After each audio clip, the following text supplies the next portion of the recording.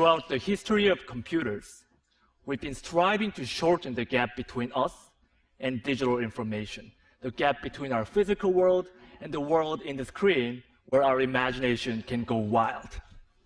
And this gap has become shorter, and even shorter. And now this gap is shortened down to less than a millimeter, the thickness of a touchscreen glass. And the power of computing has become accessible to everyone.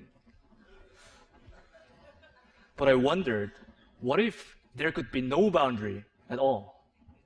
I started to imagine what this would look like. First, I created this tool which penetrates into the digital space. So when you press it hard on the screen, it transfers its physical body into pixels. Designers can materialize their ideas directly in 3D, and surgeons can practice on virtual organs underneath the screen.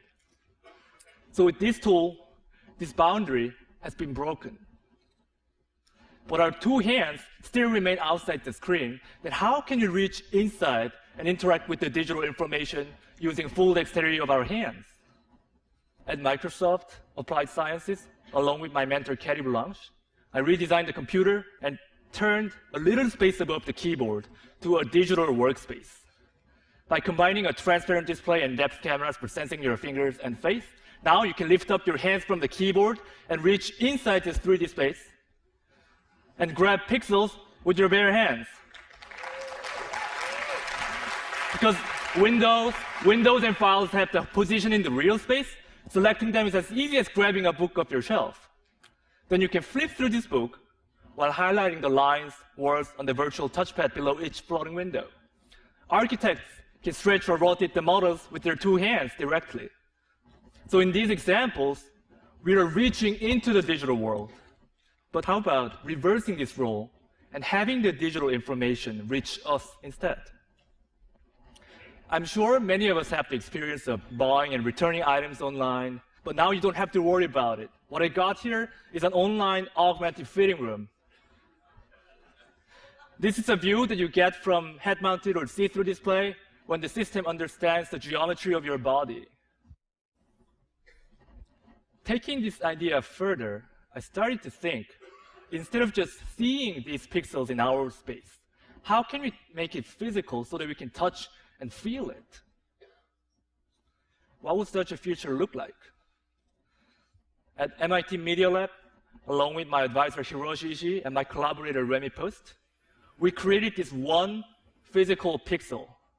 Well, in this case, this spherical magnet acts like a 3D pixel in our space, which means that both computers and people can move this object to anywhere within this little 3D space.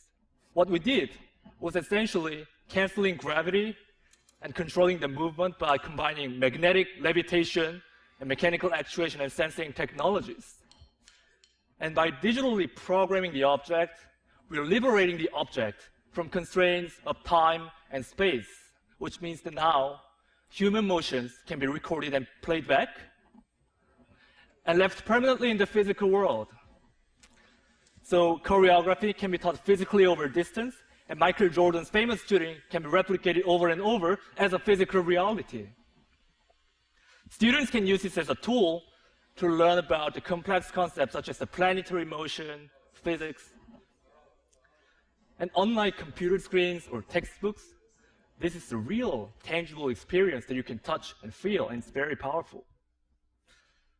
And what's more exciting than just turning what's currently in the computer physical is to start imagining how programming the world will alter even our daily physical activities.